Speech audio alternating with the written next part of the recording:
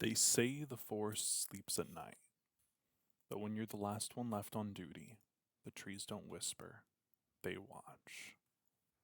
Welcome back, Voidlings. It's Void Knight here, and I've got something a little different for you today. Today, we will be reviewing The Last Report. Now, The Last Report is a game I very recently just played on my YouTube and I posted it, and it's an indie horror game that actually just released on July 11th, I believe. So, what we're going to be doing here is we're just going to be going over the bullet points, what I felt worked really well in this game, what I felt the cons were, and then just kind of my overall experience. And I hope you guys enjoy. So, to kind of go over the core of this game, you play as a night shift park ranger. Most of the gameplay is you're just reviewing camera feed snapshots in the Among Green Trees National Park.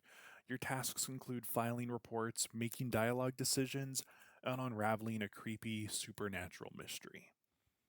The game features haunting pixel art, which honestly, 10 out of 10 on the pixel art here, the ambient sound design, and the moody atmosphere, because it absolutely scared me. This game spends the first 30 minutes lulling you into believing that it's not actually going to be scary, with beautiful rain, and then things slowly start to take a turn from there. Steam reviewed this at a 92% across the board with 552 reviews. And I honestly, that's pretty good. 92% is what this game deserves. I would say 90 to 95.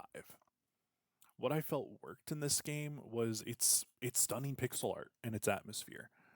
It is absolutely beautiful. Its moody visuals and the immersive presentation as standout elements, that's what anchors this game. That is the biggest thing here. 10 out of 10 for the atmosphere and art. It's honestly super well priced. For only $4, you get 2 to 3 hours of gameplay.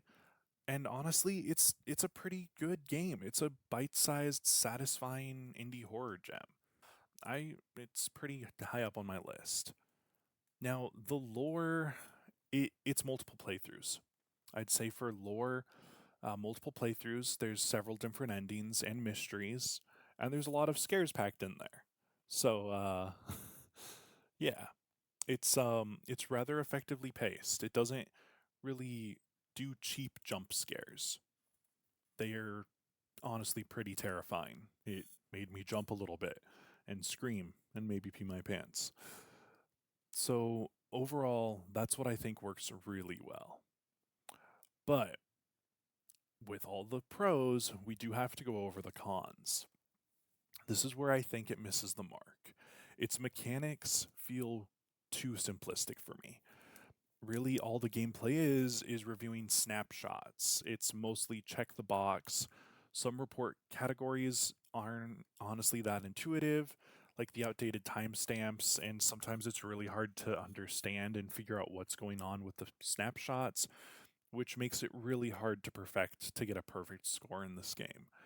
Because what you might think was right ended up being wrong because what you thought was a fence was actually a gate, and because you it said it was parked in front of a fence and not a gate, you get marked down because you didn't mark it as an improper snapshot. The biggest thing here, and just what I don't like at all, is there's no in-game pause or autosave. Um, it's really annoying. This lack of a save function here truly makes it really hard to retry. So, to go play multiple endings, you do have to replay the game all the way through. I was able to figure out how to get it to save, but it didn't save exactly where I told it. It kind of just saves where it wants to. So, I would I would recommend if you're going to play this, sit down, play it all the way through. Now, the plot and the ending.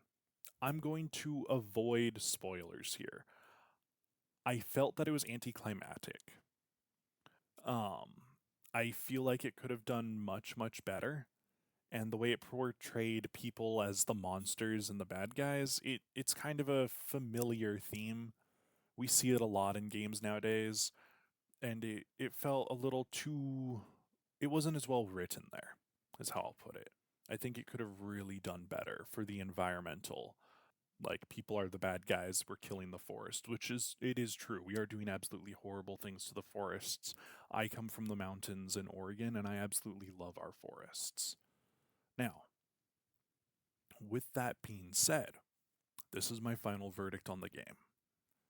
Last Report excels in crafting a compact, atmospheric horror experience. Its pixel art, sound design, and eerie mood makes it a cozy yet unsettling journey through the woods. But it's not without its flaws. The report checking mechanics lack complexity, saving features are bare bone, and the narrative resolution may leave you wanting more. For its price and length, about 2 hours of gameplay and $4, it's a compelling indie pick, especially for fans of horror titles like Papers, Please with a supernatural twist. And honestly, that's kind of what it felt like with some of its mechanics was Paper Please. I would recommend this if you love strong visual and ambient horror. It's a bite-sized game, and it's pretty good.